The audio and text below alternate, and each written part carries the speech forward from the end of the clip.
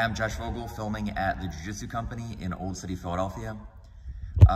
Today's Jiu-Jitsu tip I wanted to talk about is how to be a good training partner. How to be, and I don't mean a good training partner like as far as, drilling and, scheduling and stuff goes. I mean a good training partner as far as how to not be a jerk to your training partners, how to be a nice person to your training partners.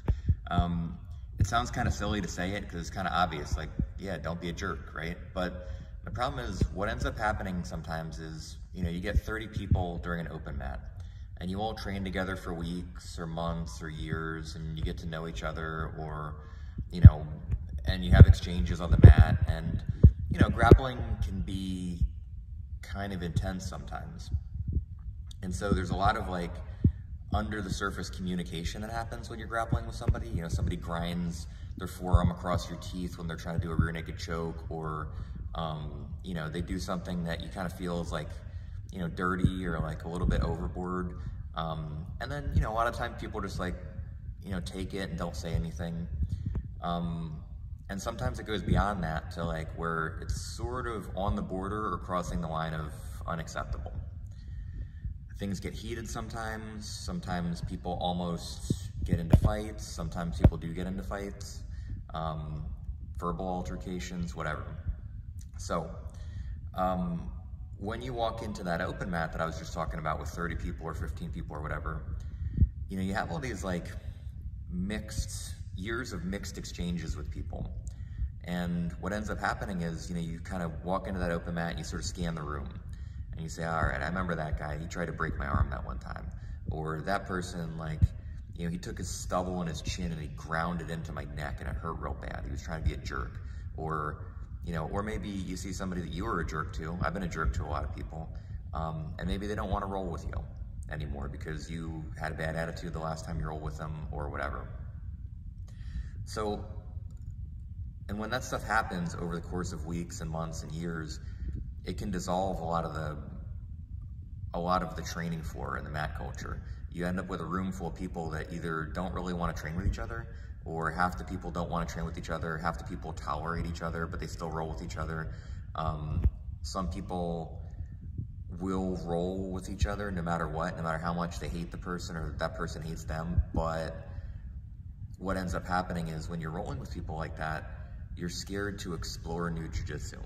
You just play your A game. You do your best stuff because I just can't bear the thought of losing to that guy. Because the last time I rolled with him, he passed my guard and then he talked shit afterwards. Or he said something in the changing room about it and it was snarky and rude, right? So my point with all this is a way to navigate past that is to keep adult communication with your training partners, meaning be a grown-up. If somebody does something that you don't like or that you got a problem with, talk to them about it. You don't have to be a jerk. It doesn't have to escalate, but I had one guy when I was a blue belt, I got him in a triangle, and then the next round, he passed my guard and stuck his stubble in my eye socket and ground it around. And I wasn't blinded, but that was a jerk thing to do. And at the time, I didn't say anything because he was a higher belt, and I didn't feel like I could say anything.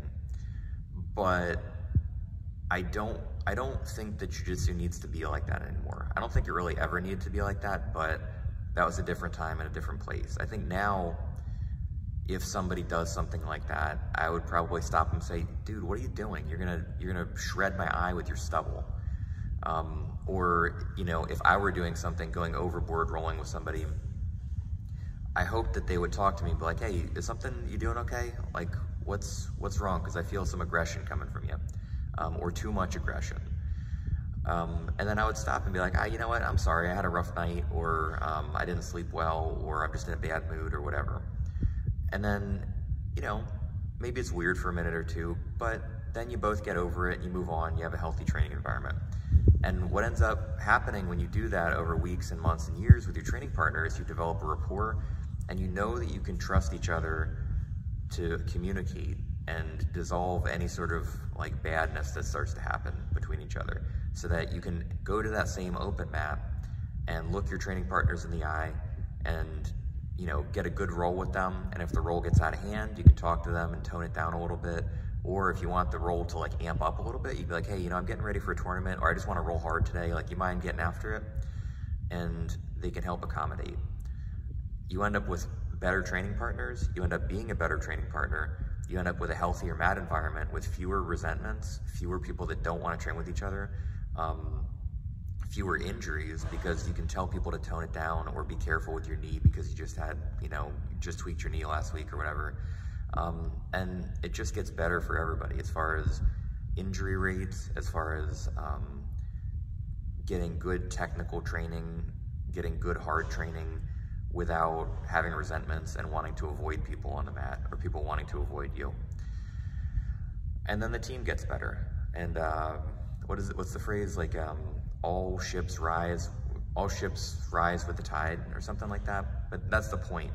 So communication, and it sounds silly to say it because it seems so obvious, but I've seen it so many times where people that are grown-ups that do grown-up things all day, every day, just, something happens and they don't say anything about it, or they have like a weird exchange with somebody and it just doesn't ever get aired out, and it just turns into like, oh, I don't like that guy, I don't want to roll with that guy anymore, I don't like, he tried to do this, or he was acting crazy when I roll with him and he got aggressive, and then 5 years later you have a bunch of people that just see each other on the mat and they're like, what's up, dude?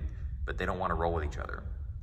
So anyway, my point is nip all that stuff in the bud by communicating with each other like grown-ups, not, saying snarky stuff or making offhanded comments. Like, just, listen, like, last time we rolled, I felt like it kind of got out of control. Is it okay if we tone it down a little bit this time, or, or whatever? But I think adult communication is the trick to making that stuff better.